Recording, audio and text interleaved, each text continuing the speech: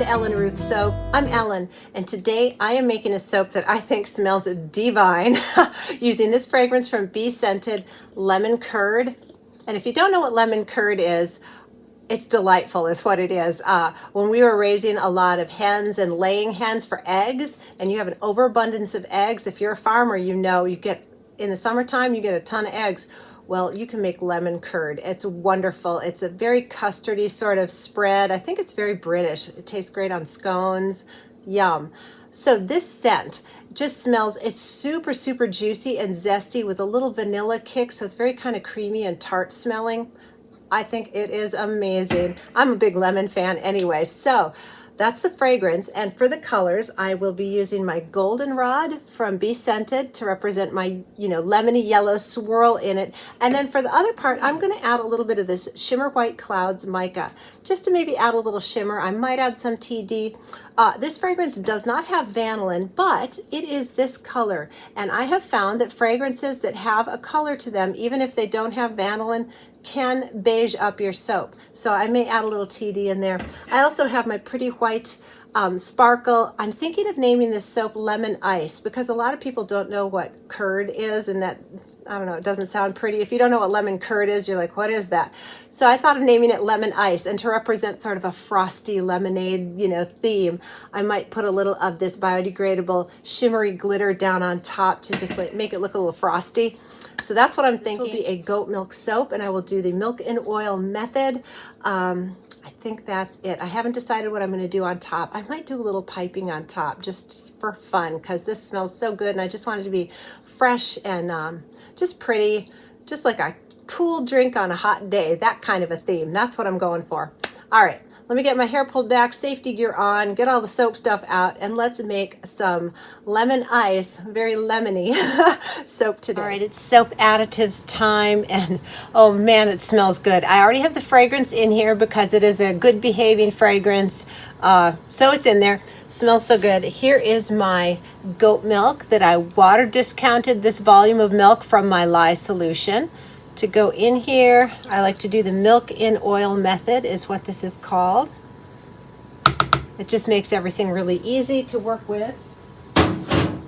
Okay, and now for my dry additives, I'm going to do 2 tablespoons of colloidal oats, 2 tablespoons of kaolin clay, and 2 tablespoons of heavy cream powder, just to bump up that goat milk. We're just going for maximum foodie, creamy, just goodness. So I like to get all my dry ingredients blended in here and let it anchor in while my lye solution is cooling, and then when everything's ready, we will come back to make the soap.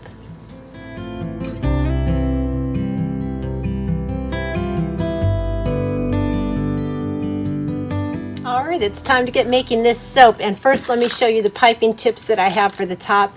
This is my Wilton 1M. It's just a little star tip, and this is a big Atika 888. So I will be doing dollops or little, rosettes or something with these just to make the top look really beautiful and fun and all the good stuff. So because the fragrance is in here, I'm just going to hand stir to emulsion. Here is my lye solution, which is distilled water that I've dissolved about a tablespoon of sugar in. This does have tussa silk fibers and sodium lactate in here, as well as the lye, of course. Which, anyway, sorry. I say this over and over again, and sometimes I get stumbled. I try to think about it too much. But anyway, lye solution goes in. We're hand stirring. And then we will split off for our color. This is going to be a really full bucket. Smells so good. All right, so you're going to see this ivory color here. As that lye reacts with the goat milk in there, you're going to watch it turn to like a caramely beige color. And that's very normal anytime you have milks or sugars in there to have a little bit of caramelizing reaction. And that's just, the lye doing its thing. And that is totally fine. It'll bounce back to a nice light creamy beige. I have a hard time getting a pure white with a milk soap if I don't add titanium dioxide. I'm not going for pure white anyway. I just want something really pretty. Got a little bit of ricing going on here. Not bad. Let's see if we can stir it out.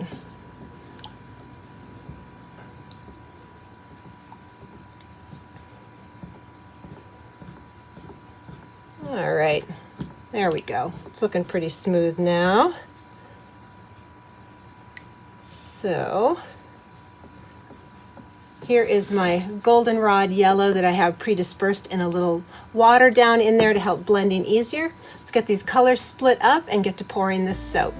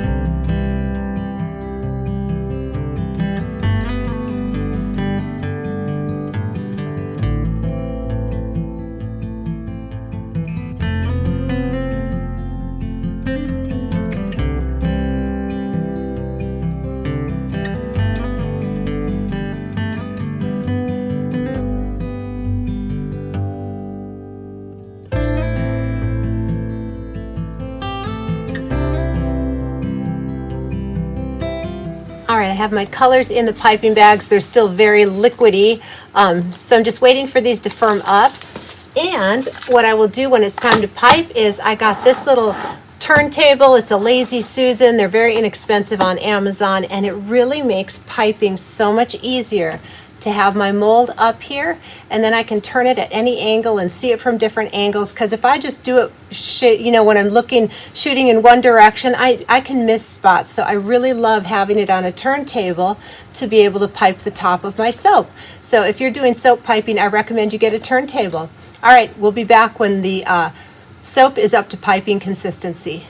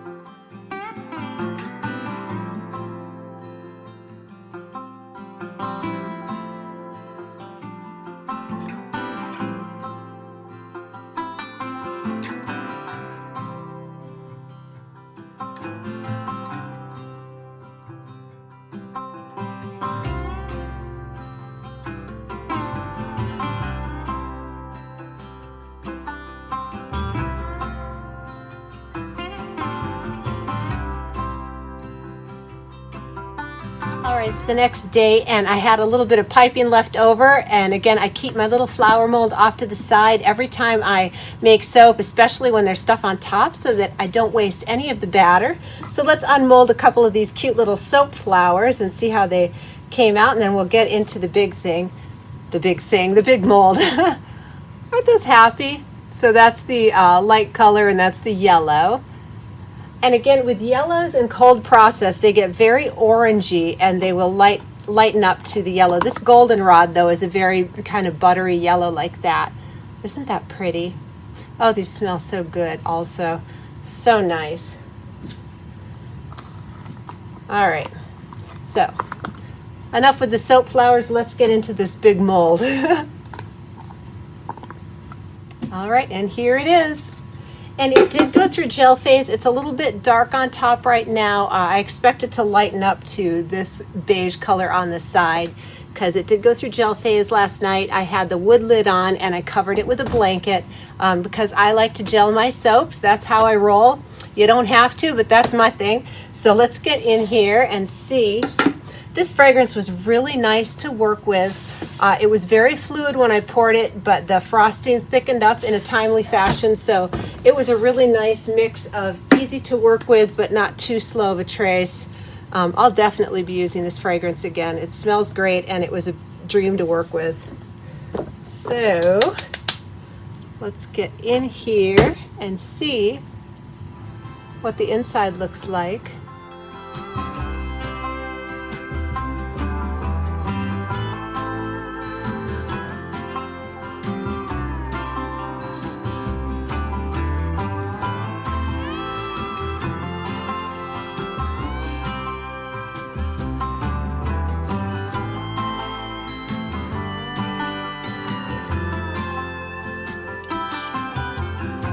We're back with the lovely Olga, and it's time to cut into these loaves, and they are so pretty. Now the color difference in the yellow and the plain is very muted.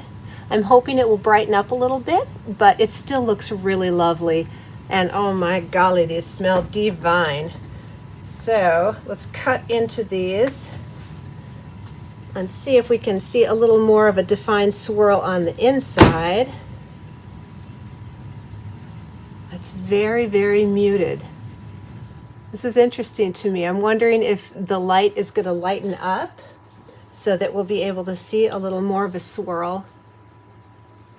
But at the end of the day, these smell fantastic. So this is not a bummer. It's a very soft swirl. All right, let's get into the next loaf. And I tell you what, I love the glitter on top, and these just look sort of toasty and warm. And this lemon curd does have a little bit of vanillin. It has almost a bakery scent to it, so I'm thinking about changing the name. If this white had come out a little more crystally white, I would have stuck with the lemon ice because I love that name. But these are smelling so like luscious, sweet, and bakery, and they're very muted. I'm thinking about calling them lemon scones because that's kind of what they smell like to me, which is a compliment to the fragrance. This is not a defeat. This is a compliment. I'm tickled with these, but they are really reminiscent to me of, I love scones. They're kind of like a sweet biscuit. If you have never had a scone, they are divine. It's like a sweet biscuit, and with lemon curd on top. I tell you what, if you've never tried it, do yourself a favor. Give it a shot. So that is what I'm thinking about.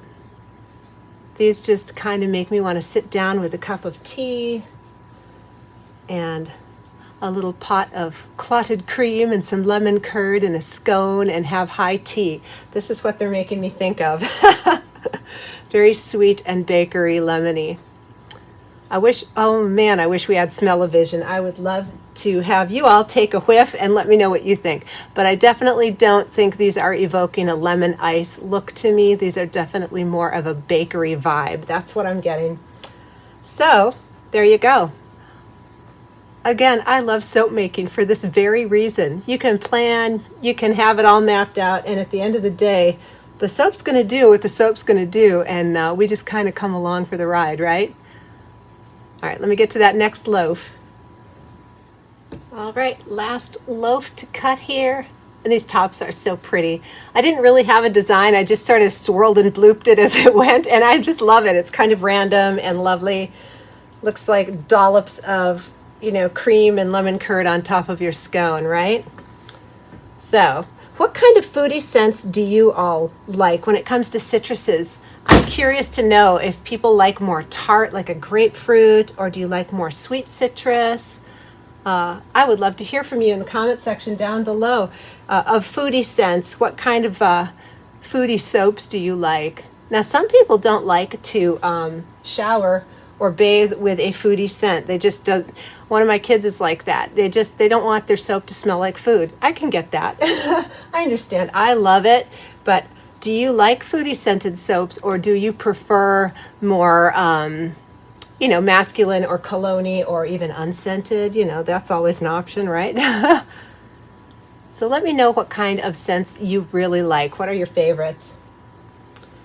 So I'm just gonna let these sit for a couple of hours, then we will come back, bevel the edges, get them stamped up, and thank you so much for joining me today. I hope you enjoyed the video, and if you did, please consider hitting that like button and subscribe so you don't miss anything going on in the soap studio.